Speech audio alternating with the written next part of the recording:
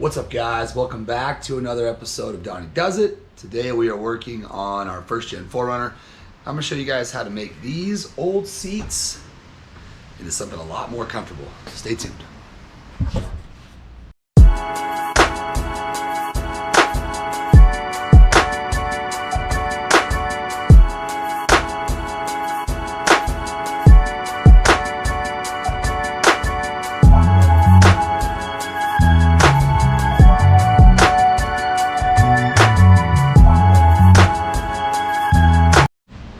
So a lot of you guys know that my 4Runner is 3/4 swapped.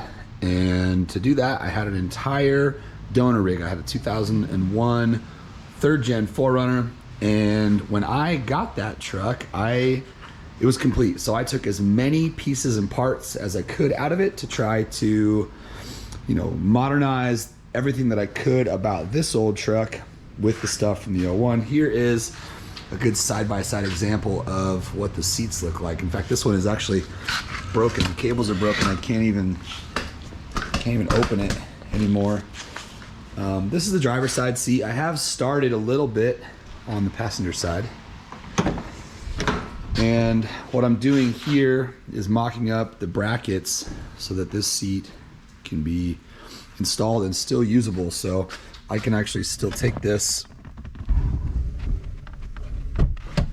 and slide it forward, and somebody can still get in the back. In fact, I can still get in the back. I'm about 6 foot, 230. I can get in the back of this truck. So what I've done so far is I've got some old metal. These are actually shipping brackets off of some equipment that I actually sell as my job.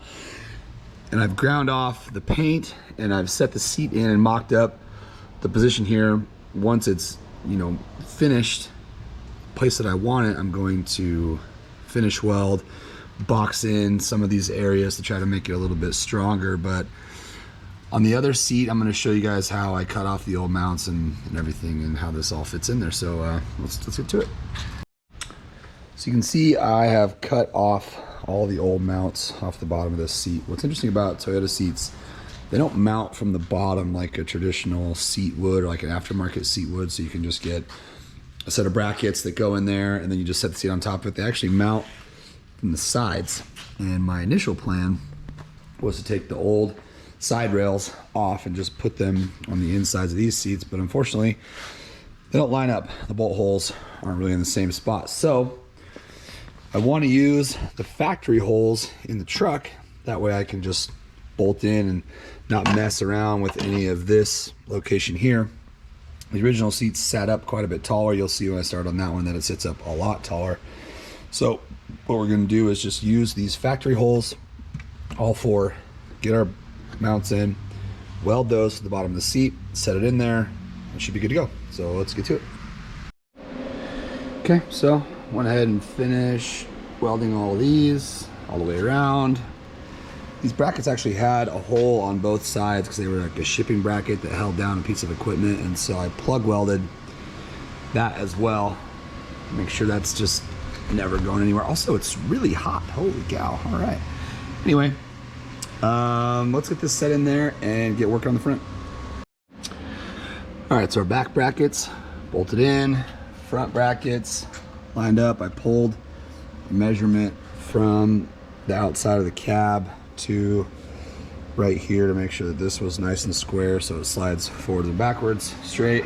This also is going to open and close and not interfere there, and it should be fairly comfortable for you to still sit in. I sat in there, jumped up in there, and all the way back. It is a little bit further forward than what that seat is going to be able to go all the way back, but that will allow also again for the passenger in the back to have a little more space. So that's where I want it. I'm gonna get it tacked in. Okay, so front mount tacked in. We've still got the ability to slide it forward and then pull the handle for our rear passenger entry. And yeah, I am really happy with the way that's gonna look. It's gonna match perfect. Gray on gray. Got our third gen console in here, our third gen shifter. Obviously our triple sticks is not factory, but with a little bit of cleaning, dusting, These are gonna be some nice seats to sit on. All right, so that is all 4. That was kind of hard because of this being right in the way to get the gun in there, but I got a tack on it so it's at least sturdy. Let's get everything out and finish welded. Maybe throw a coat of paint on it and set it in there and see if we like it. Okay, got this side all finished welded and lubed up. Put some chain lube on there just so you can slide back and forth better. Started a small fire in there. I got to be real careful welding on this stuff because this is super thin and it just tries to blow right through it. So we were just trying to get it hot without melting it, which you can see I did a little bit in there. But let's get this in here and see what it looks like. All right, it's time for the big reveal, at least for seat 1 anyway. Check it out. Got paint on all our mounts. It's all bolted in. Put our plastic back on. I think this is everybody's biggest thought is, can you get in? At first I thought no, but then I thought let's just slide it on forward. I'm very excited with this. I think this is a very, very comfortable seat. These are some of my favorite seats. I did the passenger obviously because I didn't know what I was doing and I wanted to see kind of what my methods were gonna be. So let's move on to the driver's side. So for taking the old mounts off, the first time I actually cut all of the plug welds, ground it all down. This time, in order to not make such a gigantic mess with grinding dust and shit everywhere, I'm actually just gonna take, and I've done it twice now on these, take a crescent wrench like this, big crescent wrench like this, and then I'm just bending it back and forth like this, and I'll show you how that works. So I got my big crescent wrench, and I'm basically just taking it and going up and down like this.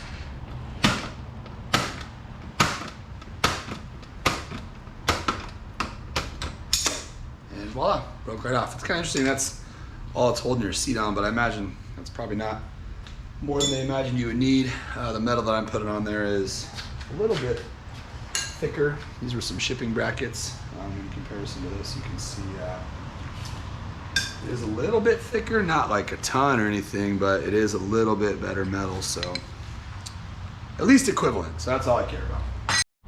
Another benefit I see to leaving some of this material here is I'll have a nice space to weld up against. I welded right to the track this last time, and I was having to go in between each one of these little notches for the lockouts, and I was super afraid I was gonna blow these out and break them. So I think this would actually be a better scenario, a better spot to weld to, just some solid metal like that. So that'll work a little better, I think. Okay, so I got the seat setting in here. Basically how I located it was I took a tape measure, I measured off the rail 3 inches to the pinch weld.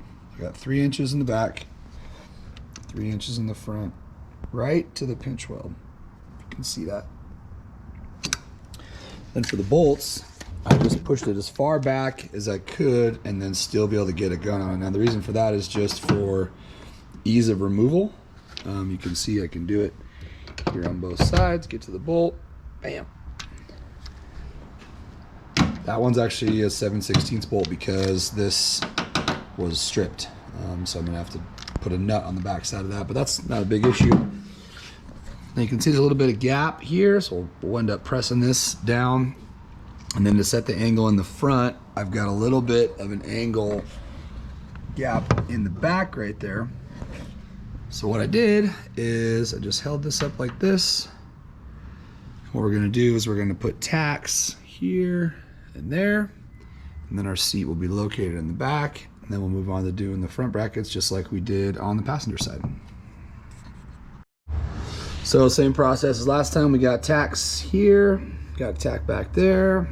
We got our gap up front that we're just gonna put our new bracket in and get that set on there. This is actually pretty sturdy for just the two because I think that one's resting on the front one. So we'll just have maybe 1/8 inch gap to set there. But so far, they look just about the same, almost perfectly even. So I'm excited.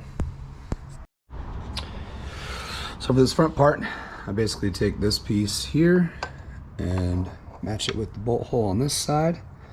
And I'll take a pen and I'll mark this back part right here, fold it over, and then I'll just tack her in, same as the front.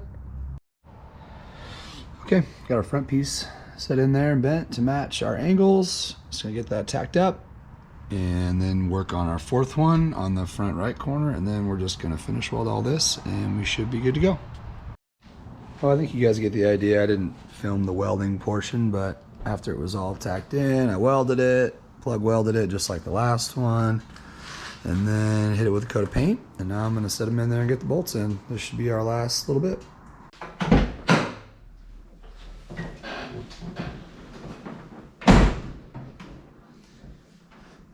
So one of the biggest things about these seats that I was worried about was seating position. When I first put them in the truck, my head was all the way up into the ceiling. And so I knew I could lower them down, but because this has rear heat, it has the vents that go underneath. So I had to make sure that it cleared that too. Overall, I feel really good about this. Shoulder height on the windowsill, steering wheel is in the right spot. I don't even have to adjust it. I probably could get a little bit closer, and everything's within reach. I feel pretty good about it. Show you what I mean about the rear heat. Those vents all run underneath the seats and go to the back, and since I have my son back here a lot, I want to make sure that he was able to get some heat still. But overall, both seats still function just the way they did before. Go all the way forward, all the way back, tilt. This one has the adjustment up and down, and then also the functioning lumbar still. So pretty cool for a manual seat. I'm gonna try to get something, maybe a toothbrush, to scrub some of this nastiness out. But outside of that, I'm pretty happy with this. All right, guys, that's gonna wrap it up on the video. Thanks for watching. I'm pretty excited to get these things out on the road and see how they function. Can't be worse than what was in them before, but I think they're gonna be a lot better. Don't forget to like and subscribe and follow along with this build. And pretty soon I'm gonna do a walk around video since it is complete. You know, it's a never-ending project, but since it is getting closer to done, it's about time to start getting it on some actual wheeling trips. So stay tuned for those.